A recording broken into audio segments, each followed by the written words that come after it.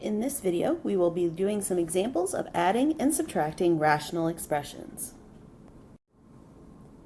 When adding and subtracting fractions, we have to remember that the denominators, the bottoms, have to match in order for us to complete the addition and subtraction.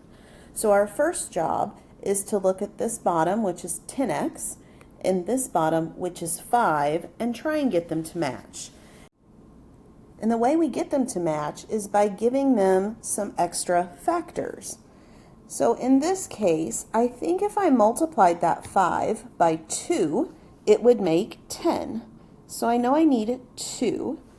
But the other bottom has an x, so we're going to need an x over here. Now what you do to the bottom of one fraction, you have to do to his top as well. So we are going to be multiplying the top and bottom by 2x.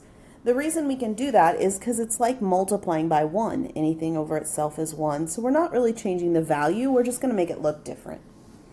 Now keep in mind, whenever we multiply this one, we are going to have to distribute this 2x to everybody up there.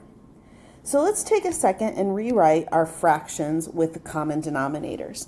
The first fraction did not change, but the second one sure did. Its bottom is now 10x. Up top, when we distribute that 2x, I'm going to have 2x times x, or 2x squared, and 2x times 1, which is plus 2x. Now be very careful in this next step. We're going to be able to put them together, and the new bottom is 10x. We're going to keep that the same. The bottom's not going to change. And we're going to put these tops together, but you're going to be very careful because of this guy right here. Remember, when subtracting, this subtract sign goes to everybody after him. So we have to subtract the 2x squared, and we have to subtract the 2x. One way to help yourselves not make a mistake here is at this point, just change it to an addition problem and go ahead and distribute the negative through. And then you won't lose him. Let's go ahead and put these guys together. I think I'm going to rearrange them a bit. I don't see any like terms, but to be polite, I would put negative 2x squared minus 2x and plus 3 in that order. The last thing we're going to do before we say we're done is look to see if we can reduce. Now this 10x is only going to cancel with a GCF that has a factor that matches in the 10x. And since I don't have a GCF up here to pull out, I think this one is done. Let's take a look at example 2. Before I can decide what my common denominator is going to be, I need to know what factors I have there. The first fraction has an x plus 2, so that's its own little factor. But the second fraction has something we could factor. It's a difference of squares. It's really x minus 2 and x plus 2.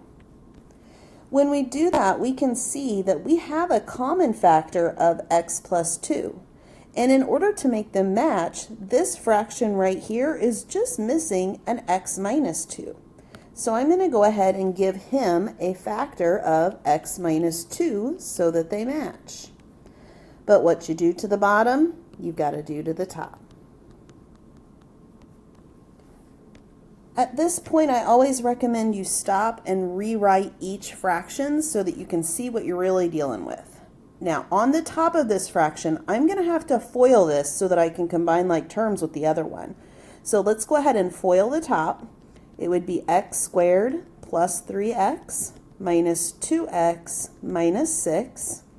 The bottom, we can leave it factored or we can FOIL it. Either one, it's not going to matter. It's actually a little bit better to leave it factored. It's not going to change unless at the very end we could reduce, and in that case you're going to want it factored anyway. Now this bottom, he was already what we needed, so we're not changing him. If we're not changing the bottom, we're not changing the top. Now we're ready to put them together. We have matching denominators. So let's go ahead and throw them together. It's a minus again, so just to be safe, I'm going to change it to add and distribute that negative. When we go to put them together, let's see, I've got an x squared, a lot of x's here.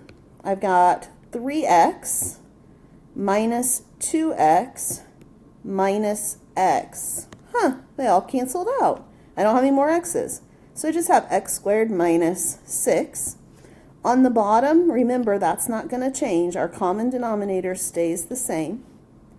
Then the last thing we're going to do is we're going to look to see if anything can be reduced. And I'm looking at the top and thinking the only way this is going to reduce is if this was like a difference of squares that we could factor. And since 6 is not a perfect square, I'm kind of stuck. Now, if he had been a 4, we would have more work to do because we could have reduced that. But this one, I think, is done. Let's do one more. Okay, think about the bottoms first. I've got an x plus 4 and I've got an x. It is tempting to want to just say plus x or plus 4 over here to make it match. But remember, we can only change these by getting more factors or canceling out factors. And plus 4 is not a factor. We have to do multiplying things here. So in order to make this work, I'm going to need a factor of x plus 4 and like a GCF factor of x. Okay, so the first fraction is missing the GCF kind of x, so we're going to give him that, and what you do the bottom, you got to do the top. The second fraction is missing the factor of x plus 4, so we're going to give him that. So this one we have to change both of them. Let's rewrite each of our fractions now. So for this one, the top is going to be 2 times x, or 2x, and the bottom is x and x plus 4. Over here, again, the bottom's going to match. Now remember this top, we're going to have to distribute that 3 through, so this is going to give us 3x plus 12.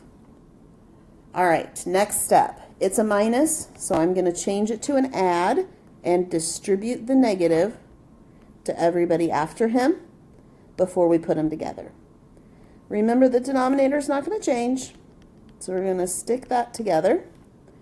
Up top, I've got 2x and negative 3x, so that's going to be a negative x. And then I also have minus 12. Before we're done, we have to look at this and see, can we do anything to reduce? Is there a GCF up top that we could pull out? Just like a 1 or a negative 1, but that's not going to cancel anything. So, yep, we are done.